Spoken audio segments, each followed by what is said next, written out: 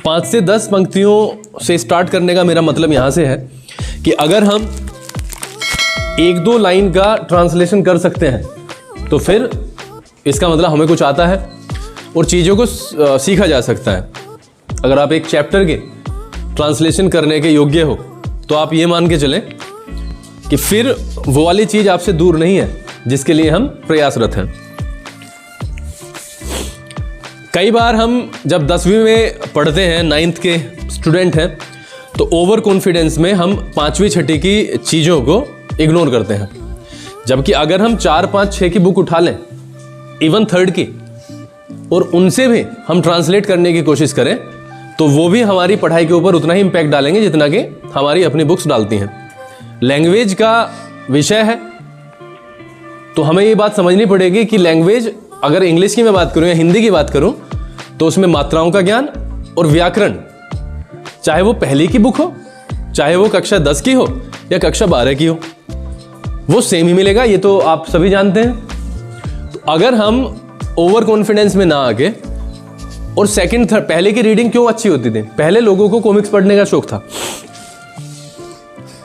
उसके अलावा नॉवेल्स पढ़ते थे, मैगजीन्स पढ़ते थे, अखबार पढ़ते थे। आज कितने बच्चे ऐसे हैं जो अखबार पढ़ते हैं?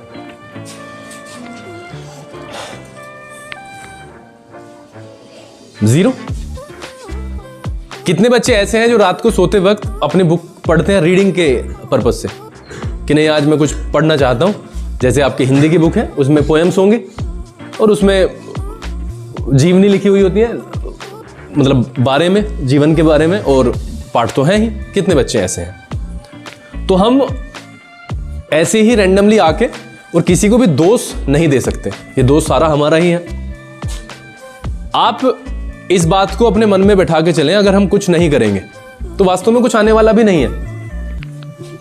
और हम क्यों ना करें, इसके ऊपर आप अपने जो अंदर का एक दूसरा इंसान है ना, उसके ऊपर ना एक मीटिंग बैठाओ कि हम क्यों ना करें और क्यों नहीं करते। कहा है कि बूंद बूंद से बनता है सागर, है ना? और अगर हम 5 लाइन, सिर्फ 5 रोज करना स्टार्ट करें तो महीने में बैठती हैं कितनी लाइंस, अपने आप कैलकुलेशन कर लो, ठीक है? एक साल में 365 दिन होते हैं और कुछ ऐसे काम होते हैं हमारे जो हम रोजमर्रा के हमारे काम होते हैं, जैसे हम सुबह नहाते हैं, पूजा करते हैं, स्कूल आते हैं, ये हमारे ऐसे काम, खाना खाते हैं, ऐसे काम है जो नियमबद्ध तरीके से हम रोज करते हैं। तो अगर हम एक नियम बना ले कि 5 लाइंस की ट्रांसलेशन हमें रोज करनी है, चाहे वो मेरी बुक की हो, चाहे वो मोबाइल पे जब मैं न्यूज़पेपर मैंने एक इंस्टॉल कर लिया, एक एप्लीकेशन, चाहे मैं उसको मैं न्यूज़ को पढ़ते हुए, जिसमें भी मेरा इंटरेस्ट एंटरटेनमेंट में है, स्पोर्ट्स में है, इकोनॉमिक्स में है या पॉलिटिक्स में है, उसका मैं ट्रांसलेशन करूंगा। और अगर किसी के पास में मोबाइल में इसलिए नाम ले रहा हूं क्योंकि आज के बच्चों को मोबाइल में ज़्यादा इंटरेस्ट आता है, उसमें कोई, मैं कुछ बुराई भी नहीं मानता हूं, लेकिन अगर आप इसे ज़्यादा खराब तरीके से चलाओगे तो आपकी पढ़ाई को ही ले बैठेगा। सबसे अच्छा तरीका क्या है? सबसे अच्छा तरीका है अपनी बुक को उठाओ और जिसमें भी आपका इंटरेस्ट है, सब्जेक्ट, वो उठाओ, उसकी रीडिंग करनी शुरू करो। बात किसकी है? बात है कि हम ना पढ़ के कितना खोते हैं। जो बच्चे दूसरे बच्चों को देखते होंगे, आप अखबार में पढ़ते ही हैं, हर साल मई जून में रिजल्ट आता है, और फ्रंट पेज देखा करो। आप अपनी डिस्टेंस उनसे माप के देखो कि आप उनसे कितनी दूर हो। हम कहां पे खड़े हैं? कोई बच्चा 70 पे हो सकता है, कोई 60 पे हो सकता है, कोई 85 पे हो सकता है। हमारा हमेशा से यही मकसद रहता है एज ए स्टूडेंट या एज ए ह्यूमन बीइंग कि हम बेस्ट दें, बेस्ट बने। तो अगर मैं 90-95 को पकड़ के चलूं तो हम कितने परसेंटेज दूर हैं? This is going to be the question. आज सिर्फ यही मुद्दा है कि हम क्या 5-6 लाइंस की या 10 लाइंस की, जो कि आज के लिए काफ़ी होंगी, और ये सिर्फ 10 लाइंस का मतलब 10 लाइन से नहीं है, सिर्फ एक रास्ते से है जो हम दिखाना चाहते हैं, और आपको वो दरवाज़ा खोलना है उस पर चल के। क्या हम 10 लाइंस को समझ पाए?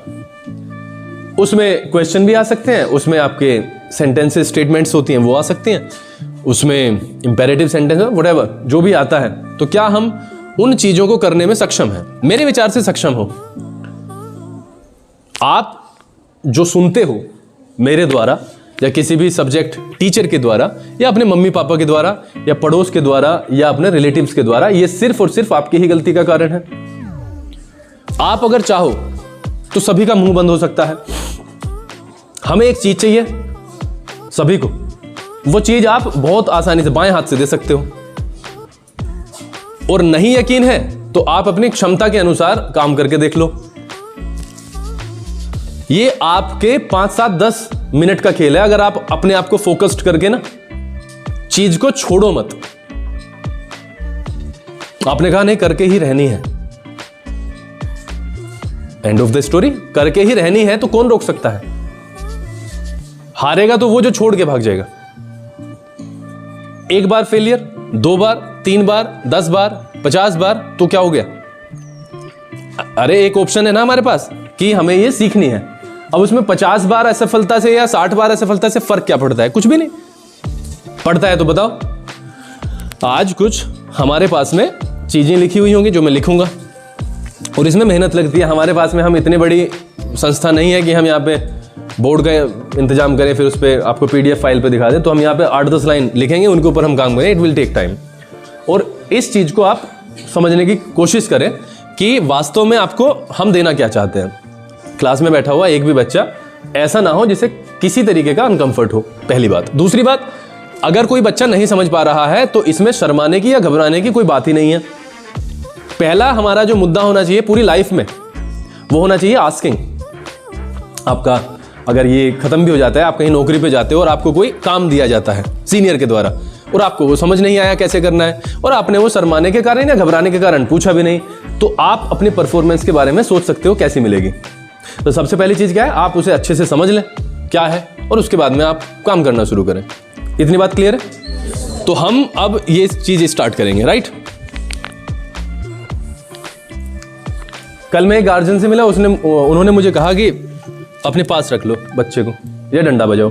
देखो ये दोनों ही स्थिति, दूसरी तो पॉसिबल भी, पहली तो पॉसिबल भी है। अपने पास रखना तो अब आसान लगता है, लेकिन डंडा बजाना अब थोड़ा सा दूर सा लगता है। दूर से के 2 कारण है। पहली बात तो इतने बड़े बच्चों को डंडे से कोई फर्क नहीं पड़ता, पहली बात। दूसरी बात, डंडे से आप सिर्फ टाइम वेस्ट कर सकते हैं हमारा और अपना, कुछ होने वाला नहीं। अगर आपने ये कसम खाई हुई है कि नहीं पढ़ना, तो फिर डंडा छोड़ दो। आपको अगर कोई सजा भी दी जाए ना बड़े लेवल के, तो आप करोगे नहीं। तो फर्स्ट ऑफ ऑल अपना मन बनाओ कि क्या है, ठीक है। आज हमारा ट्रांसलेशन के लिए एक नया आरंभ होगा, ठीक है। इसमें मैं एक बात और जोड़ दूं, मैंने सुबह वो लिखा भी है, बहुत सारे बच्चों ने मेरा स्टेटस देख भी लिया होगा। हम जो भी चीज करते हैं, आप स्कूल में हो और आप सिर्फ और सिर्फ अपने मम्मी पापा के पैसों के कारण हो यहाँ पे, इस बात को आप अपने माइंड में बैठाओ। आप कहीं पे भी हो, आप 10वीं के बाद 9वीं के बाद कहीं और जाओगे एडमिशन लेने के लिए, 11वीं 12वीं में, तो भी आप किसकी वजह से हो? आपके मम्मी पापा के पैसों के कारण। और वो मम्मी पापा का पैसा जो है वो शायद, मुझे तो लगता नहीं है किसी भी हल्के सोर्स से आया होगा कि जाके बैठे और बना लिए पैसे। कुछ ऐसा है? सभी के मम्मी पापा अपार मेहनत करते हैं, ये मैंने पहले भी बोला है और अभी भी। तो उसकी रेस्पेक्ट करने की कोशिश करो। कोशिश ही क्या है, उसकी रेस्पेक्ट करो। जितना आप यहां से प्राप्त कर सकते हो, उसके बाद में आपको एक्स्ट्रा किसी भी चीज की जरूरत पड़ने वाली नहीं है। अगर वो वाली चीज डेवलप हो जाए जो मैंने कहा है आपसे, क्वेश्चन को पूछने की जो क्षमता होती है, अगर वो डेवलप हो जाए, चीजों को एक एक करके खत्म करोगे तो बहुत आसान है। और चीजों का पूरा बंडल बना लोगे ना, नहीं आज ही करना है, नहीं हो ही नहीं पाएगा। हमें सबसे पहले चीज सीखनी है एक। आप सोचोगे नहीं 10 सीखनी है, कैसे होगा? अगर मेरी क्षमता एक दिन में एक चीज सीखने की है तो मैं 1 से शुरुआत करूं, 10 से क्यों करूं? किसी की 10 की है तो वो 50 से क्यों करे, वो 10 से करे। तो अपनी क्षमता के अनुसार आप काम करें। एक बात का मैं प्रॉमिस कर रहा हूं, आपकी क्षमता चाहे 1 की है चाहे 10 की है, अगर आपने करने की कसम खाई है तो स्पीड को बढ़ाया जा सकता है। लेकिन स्पीड तब बढ़ेगी जब आपका एक्सपीरियंस बढ़ेगा। मैंने साइकिल और बाइक का उदाहरण देता हूं। बहुत सारे बच्चों में चलानी आती है और बहुत सारे बच्चों को अब आई होगी, कई बच्चे ऐसे हैं जो पिछले 2-3 साल से मैं लगातार देख रहा हूं बाइक चलाते हैं। क्या उनका कॉन्फिडेंस लेवल बढ़ा है कि नहीं? फर्स्ट डे याद करो अपना, पहला दिन अगर आप याद करोगे तो बुग्गी जाती है ना, उसका भी ओवरटेक करने से घबराते हैं हम कि कैसे निकलेगी, सामने से कुछ आ ना जाए।